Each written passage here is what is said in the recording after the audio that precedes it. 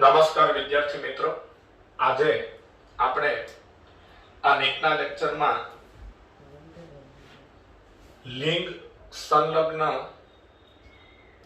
જનીનોના રોગોમાં હિમોફિલિયાની ચર્ચા કરીશું. હિમોફિલિયા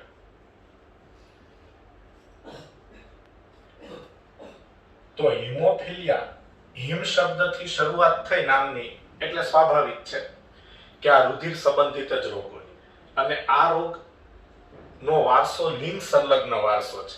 એટલે કે આ રોગના જનીનો લિંગી રંગસૂત્ર પર આવેલા છે. તો લિંગ સંલગ્ન રોગોમાં હિમોફિલિયાની વાત આપણે આગળ વધારીએ તો જે વ્યક્તિ હિમોફિલિયાનો રોગ ધરાવે છે એ વ્યક્તિમાં રુધિર ગંઠાવાની ક્રિયા ધીમી થઈ જાય છે. રુધિર ગંઠાવાની ક્રિયા ધીમી થાય છે. રુધિર ગંઠાવાની ક્રિયા ધીમી થાય છે એટલે શરીરના કોઈ ભાગમાં સામાન્ય ઈજા થાય અને ત્યાંથી રુધિર બહાર આવવા લાગે, પછી એ રુધિર થોડા સમય પછી બહાર આવતું અટકી જાય. તો એ રુધિર થોડા સમય પછી બહાર આવતું અટકી જાય આપમેળે કુદરતી રીતે, તેને રુધિર ગંઠાવાની ક્રિયા કહેવાય. જનરલી રુધિર ગંઠાવાની ક્રિયા એવરેજ 3 મિનિટ જેટલી હોય છે. એટલે સામાન્ય ઈજા થાય અને ત્યાંથી રુધિર બહાર આવવાનું શરૂ થાય એટલે 3 મિનિટમાં એ રુધિર ગંઠાવાની ક્રિયા પૂરી થાય અને 3 મિનિટ પછી રુધિર બહાર આવતું અટકી જાય. પછી કોઈ વ્યક્તિમાં 4 મિનિટ હોય કે થોડી વધારે હોય, એટલે રુધિર ગંઠાવાની ક્રિયાનો સમયગાળો થોડો વેરિયેબલ હોય, વિવિધ હોય. એટલે રુધિર ગંઠાવાની ક્રિયા જનરલી 3 મિનિટમાં સમાપ્ત થઈ જાય. પણ જે હિમોફિલિયાનો રોગ ધરાવતી વ્યક્તિઓ હોય એમાં રુધિર ગંઠાવાની ક્રિયા માટે વધુ સમય લાગે. હવે લિંગ સંલગ્ન વારસો છે. લિંગ સંલગ્ન વારસો છે. તો લિંગ સંલગ્ન વારસો છે એટલે એનો મતલબ એવો થયો કે આ રોગ માટેના જનીનો લિંગી રંગસૂત્ર પર આવેલા છે. તો આ રોગ માટે જવાબદાર જનીન, આ રોગ માટે જવાબદાર જનીન સ્મોલ h છે. Small h. તો આ રોગ માટે જવાબદાર જનીન સ્મોલ h એટલે પ્રચ્છન્ન જનીન છે, જે X લિંગી રંગસૂત્ર પર આવેલું છે. X લિંગી રંગસૂત્ર પર છે. તો હિમોફિલિયા માટે જવાબદાર પ્રચ્છન્ન જનીન સ્મોલ h X લિંગી રંગસૂત્ર પર આવેલ છે. તો રોગ માટે જવાબદાર જનીન પ્રચ્છન્ન છે એટલે તેનું વૈકલ્પિક પ્રભાવી જનીન, એટલે કે તેનું વૈકલ્પિક જનીન પ્રભાવી હોય અને તે સામાન્ય સ્થિતિ માટે જવાબદાર છે. તેથી તેનું વૈકલ્પિક પ્રભાવી જનીન, વૈકલ્પિક પ્રભાવી જનીન કેપિટલ H સામાન્ય સ્થિતિ માટે જવાબદાર છે. સામાન્ય સ્થિતિ માટે જવાબદાર છે. તો હિમોફિલિયા માટે જવાબદાર પ્રચ્છન્ન જનીન સ્મોલ h છે અને તે X લિંગી રંગસૂત્ર પર આવેલું છે અને તેનું વૈકલ્પિક પ્રભાવી જનીન કેપિટલ H સામાન્ય સ્થિતિ માટે જવાબદાર છે. હવે આપણે જાણીએ છીએ કે સ્ત્રીઓમાં 2X લિંગી રંગસૂત્ર હોય છે. એટલે સ્ત્રીઓમાં હિમોફિલિયાના સંદર્ભમાં 3 પ્રકારના જનીન બંધારણ શક્ય છે. X capital H, X capital H એટલે આ સમયુગ્મી સામાન્ય સ્ત્રી. તો સમયુગ્મી બંને કેપિટલ H એટલે સમયુગ્મી અને હિમોફિલિયા નથી, કેપિટલ H જનીન બંને X રંગસૂત્ર પર છે એટલે બંને X લિંગી રંગસૂત્ર પર કેપિટલ H જનીન આવેલા છે એટલે હિમોફિલિયા નથી. એટલે સમયુગ્મી સામાન્ય સ્ત્રી, સમયુગ્મી સામાન્ય સ્ત્રી. હવે X small h, X small h તો બંને સ્મોલ h, એટલે બંને સ્મોલ h એટલે એ પણ સમયુગ્મી બંધારણ થયું. એટલે સમયુગ્મી હિમોફિલિક સ્ત્રી, હિમોફિલિક સ્ત્રી, એટલે જે સ્ત્રીના માતા અને પિતા બંને હિમોફિલિયા ધરાવતા હોય એવી સ્ત્રીઓને જ હિમોફિલિયા વારસામાં મળે. અને આવું ભાગ્યે જ શક્ય છે, એટલે કે હિમોફિલિક સ્ત્રી ભાગ્યે જ જોવા મળે. એટલા માટે ભાગ્યે જ જોવા મળે કે જનરલી જે સ્ત્રીના માતા અને પિતા બંને હિમોફિલિક હોય તે સ્ત્રીમાં હિમોફિલિયા થાય, અથવા પિતા હિમોફિલિક હોય અને માતા હિમોફિલિયાની વાહક હોય તો તેમની પુત્રી પણ હિમોફિલિક થાય. પણ એવું ભાગ્યે જ એટલા માટે શક્ય છે કે જો હિમોફિલિયાની પૂરતી અને યોગ્ય સારવાર લેવામાં ન આવે તો હિમોફિલિયા ધરાવતી વ્યક્તિ યુવા અવસ્થા પહેલા મૃત્યુ પામે છે, લાંબુ જીવી ન શકે. અને યુવા અવસ્થા પહેલા મૃત્યુ પામે એટલે તેમની સંતતિ, તેમના લગ્ન બાળપણમાં ન થયા હોય એટલે સંતતિ ઉત્પન્ન ન થાય અને સંતતિમાં હિમોફિલિયા વારસામાં ન આવે. કારણ કે હિમોફિલિયાની સારવાર પૂરતી અને યોગ્ય માત્રામાં લેવામાં ન આવે તો યુવા અવસ્થા પહેલા વ્યક્તિ મૃત્યુ પામે છે. પરંતુ જો તેની યોગ્ય સારવાર લેવામાં આવે, એટલે કે જરૂરી અત્યારની મેડિસિન છે, દવાઓ છે, ડોક્ટરની સલાહ પ્રમાણે લેવામાં આવે તો એવી વ્યક્તિ સામાન્ય તંદુરસ્ત વ્યક્તિની આયુષ્ય કરતા 10 વર્ષ જેટલું ઓછું આયુષ્ય ધરાવે છે. બાકી તેનું સમગ્ર જીવન પૂર્ણ કરી શકે છે. એટલે હિમોફિલિક સ્ત્રી માનવ સમાજમાં ભાગ્યે જ જોવા મળે છે. અને ત્રીજી શક્યતા X capital H, X small h. એક કેપિટલ H, એક સ્મોલ h પ્રભાવી અને પ્રચ્છન્ન જનીન, બંને X લિંગી રંગસૂત્ર પર અલગ અલગ જનીન છે. એટલે આ વિષમયુગ્મી વાહક સ્ત્રી, વિષમયુગ્મી વાહક સ્ત્રી, વિષમયુગ્મી વાહક સ્ત્રી છે. એટલે પોતે સામાન્ય પરંતુ તેની ભાવિ પેઢીને રોગ વારસામાં આપી શકે, તેના સંતાનોને રોગ વારસામાં આપી શકે. તો સ્ત્રીઓમાં 3 પ્રકારના જનીન બંધારણ શક્ય છે. પુરુષોમાં 2 જ પ્રકારના જનીન બંધારણ શક્ય છે. પુરુષોમાં 2 જ પ્રકારના જનીન બંધારણ હિમોફિલિયાના સંદર્ભમાં શક્ય છે. કારણ કે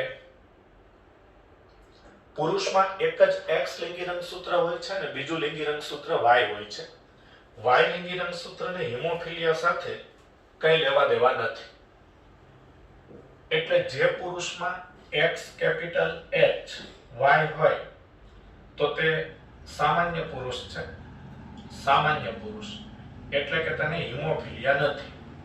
અને પુરુષના જનીન બંધારણ બાબતે તો આપણે સમયુગ્મી કે વિષમયુગ્મી એવી કોઈ વાત આવતી જ નથી. કારણ કે પુરુષમાં બંને લિંગી રંગસૂત્રો અલગ અલગ છે. એક લિંગી રંગસૂત્ર X છે અને બીજું લિંગી રંગસૂત્ર Y છે. એટલે પુરુષમાં ઓલરેડી વિષમયુગ્મી બંધારણ જ છે રંગસૂત્રોનું. અને જો X સ્મોલ h y હોય તો તે હિમોફિલિક પુરુષ છે, હિમોફિલિક પુરુષ છે, હિમોફિલિક પુરુષ. એટલે પુરુષોમાં 2 પ્રકારના જનીન બંધારણ શક્ય છે. X કેપિટલ H Y સામાન્ય પુરુષ, X સ્મોલ h y હિમોફિલિક પુરુષ. હવે હિમોફિલિયામાં રુધિર ગંઠાવાની ક્રિયા ધીમી થાય છે. તેનું મૂળ કારણ શું છે?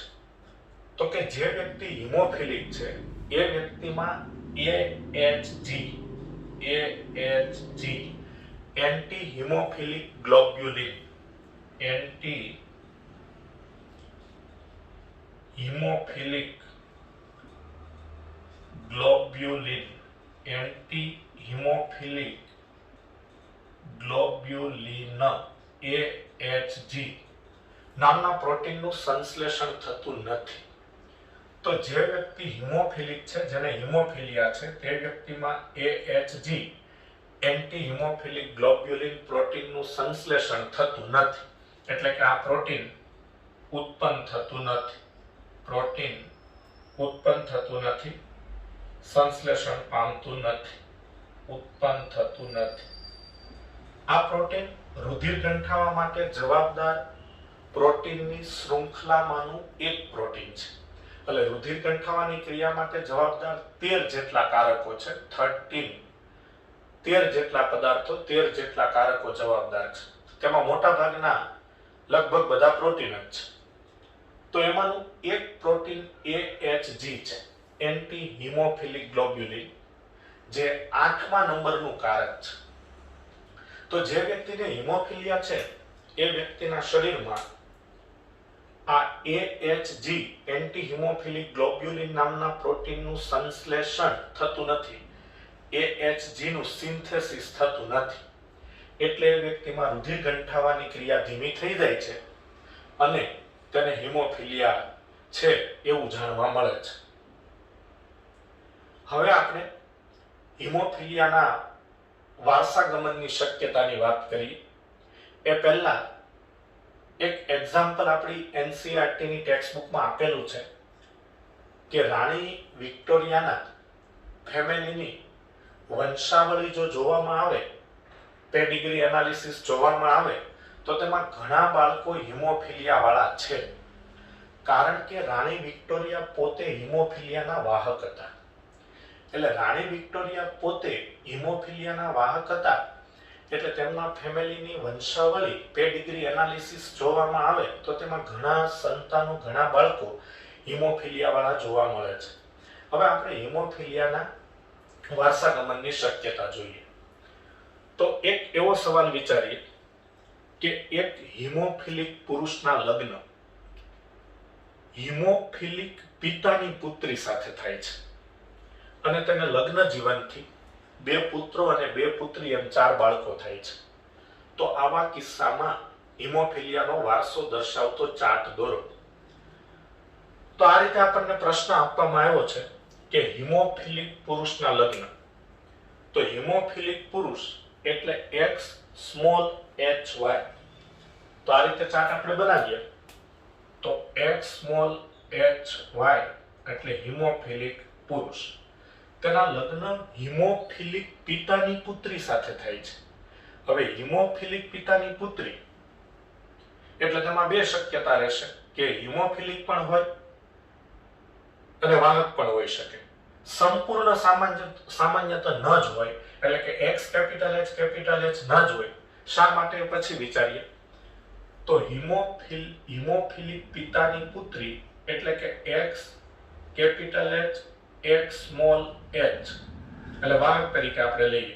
એટલે કે પિતા તરફથી એને X સ્મોલ h વારસામાં મળ્યું છે, પણ માતા તરફથી X કેપિટલ H મળેલું છે. અને આપણને માત્ર સવાલમાં એટલું કીધેલું છે કે હિમોફિલિક પિતાની પુત્રી એટલે પુત્રીની માતા કેવી હતી, સામાન્ય હતી, વાહક હતી કે હિમોફિલિક હતી, એ તો કોઈ સ્પષ્ટતા નથી. એટલે આપણે બધી શક્યતા વિચારીને ચાલવું પડે. તો પહેલા વાહક લઈએ. તો વાહક લઈએ તો આમાં વારસાગમનની શક્યતા જોઈએ તો અહીંયાથી આ X સ્મોલ h અને આ X કેપિટલ H વારસામાં આવે તો X capital H X small h એટલે વાહક પુત્રી જન્મે. હવે આ રંગસૂત્ર અને આ રંગસૂત્ર વારસામાં આવે તો X small h X small h બંને X એટલે પુત્રી જન્મે અને સ્મોલ h એટલે હિમોફિલિક પુત્રી જન્મે. હિમોફિલિક પુત્રી જન્મે. હવે આ Y લિંગી રંગસૂત્ર અને આ લિંગી રંગસૂત્ર ફલનમાં ભાગ લે તો X કેપિટલ H Y લિંગી રંગસૂત્ર ફલિતાંડમાં આવે એટલે પુત્ર જન્મે. X કેપિટલ H એટલે સામાન્ય પુત્ર એટલે કે હિમોફિલિયા નથી. હવે આ રંગસૂત્ર અને આ રંગસૂત્ર વારસામાં આવે તો X સ્મોલ hy એટલે કે હિમોફિલિક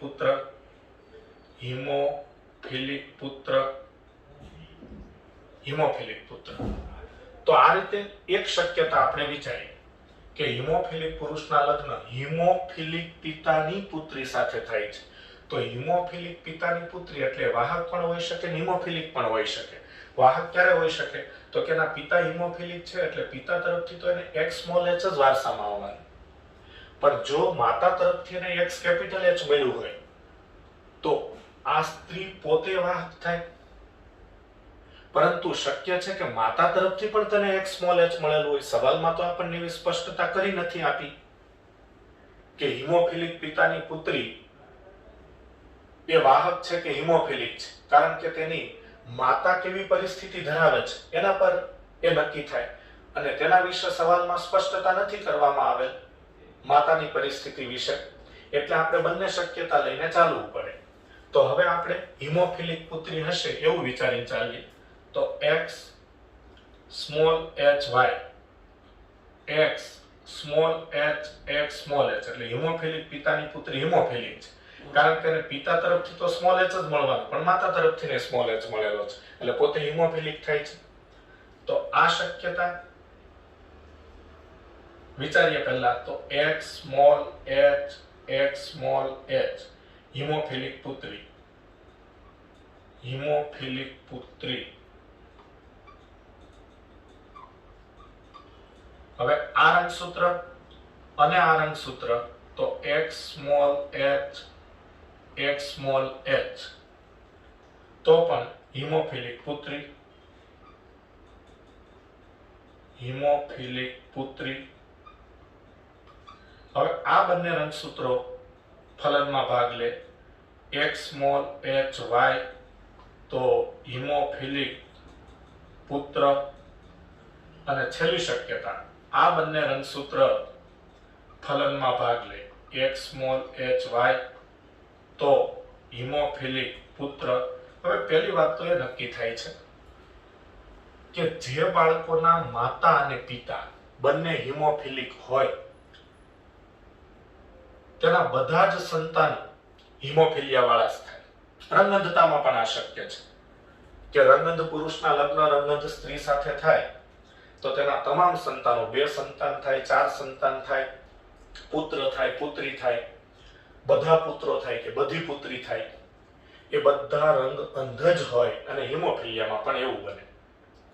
પણ એ વાત આપણને ભૂલાઈને આગળ ચર્ચા કરી કે જો હિમોફિલિક વ્યક્તિ યોગ્ય અને પૂરતી સારવાર લે તો જે તેનું જીવન આગળ જીવી શકે છે અને ઘણું લાંબુ જીવી શકે છે. એટલે કે સામાન્ય તંદુરસ્ત વ્યક્તિ કરતા માત્ર 10 વર્ષ જેટલું ઓછું જીવન જ તેને મળે છે, માત્ર 10 જ વર્ષ ઓછું જીવન મળે છે, એટલે કે ઓલમોસ્ટ પૂરું જીવન મળે છે. અને તે પુખ્ત અવસ્થાએ પહોંચે, તેના લગ્ન કરી શકે, લગ્ન જીવનથી તેને સંતાન પણ પ્રાપ્ત થાય. પરંતુ જો હિમોફિલિયા વાળી વ્યક્તિ યોગ્ય અને પૂરતી સારવાર ન લે તો તે યુવા અવસ્થા પહેલા મૃત્યુ પામે છે. એટલે તો આપણે વાત એવી કરી હતી કે હિમોફિલિક સ્ત્રીઓ માનવ સમાજમાં ભાગ્યે જ જોવા મળે છે. તો અહીંયા આપણે શક્યતા વિચારી લીધી બધી કે એક હિમોફિલિક પુરુષના લગ્ન હિમોફિલિક પિતાની પુત્રી સાથે થાય અને તેને લગ્ન જીવનથી જે સંતાનો થાય તે સંતાનોમાં હિમોફિલિયા વારસામાં આવવાની સંભાવના કેટલી? તો આપણી પાસે તો બધી શક્યતા દર્શાવતા બંને ચાર્ટ છે કે હિમોફિલિક પિતાની પુત્રી વાહક પણ હોઈ શકે અને હિમોફિલિક પણ હોઈ શકે. એટલે બંને શક્યતાને ધ્યાનમાં રાખીને આપણે આ બે ચાર્ટ બનાવેલા છે. પણ આવો એમસીક્યુ આપણને પૂછાય તો એમસીક્યુમાં 4 ઓપ્શન આપેલા હોય અને ઓપ્શનને આધારે આપણે ચોક્કસ જવાબ આપવાનો હોય છે. તો એ ઓપ્શન આપણને કયા પ્રકારના આપેલા છે એના પરથી તો આપણે નક્કી કરી શકીએ જ્યારે એમસીક્યુ સોલ્વ કરતા હોઈએ ત્યારે. પણ અહીંયા આપણે એટલું વિચારી શકીએ છીએ કે હિમોફિલિક પુરુષના લગ્ન હિમોફિલિક પિતાની પુત્રી સાથે થાય અને પુત્રી એ વાહક હોય તો તેના 2 પુત્રોમાંથી એક પુત્ર હિમોફિલિક થાય, એટલે માત્ર પુત્રમાં વારસો આવવાની સંભાવના 50%, 50%, કે 2 પુત્રોમાંથી એક પુત્ર હિમોફિલિક થાય અને માત્ર પુત્રી એટલે કે સંતાન તરીકે દીકરી જન્મે તો તેમાં પણ હિમોફિલિયા વારસામાં આવવાની સંભાવના 50%. હા, એક પુત્રી વાહક થાય. હવે કુલ બાળકોમાં એટલે 4 સંતાનોમાં 2 સંતાનો હિમોફિલિક થાય, એટલે તમામ સંતાનોમાં 50% સંતાનો હિમોફિલિક થાય છે. તો આવો ઓપ્શન આપેલો હોય તો આ સાચો જવાબ. અને જો હિમોફિલિક પિતાની પુત્રી હિમોફિલિક જ હોય, કારણ કે તેને માતા તરફથી ને x સ્મોલ h મળેલું હોય વારસામાં, તો બધા જ સંતાનો હિમોફિલિક થાય. તો કયા પ્રકારનો કેવો ઓપ્શન આપ્યો છે આપણને 4 વિકલ્પોમાંથી, એના આધારે આપણે સાચો જવાબ પસંદ કરી શકીએ. તો આ હિમોફિલિયાની ચર્ચા પણ પૂરી થઈ. અહીં આપણો લેક્ચર પૂર્ણ કરીએ છીએ. આગળની ચર્ચા નેક્સ્ટ લેક્ચરમાં કરીશું.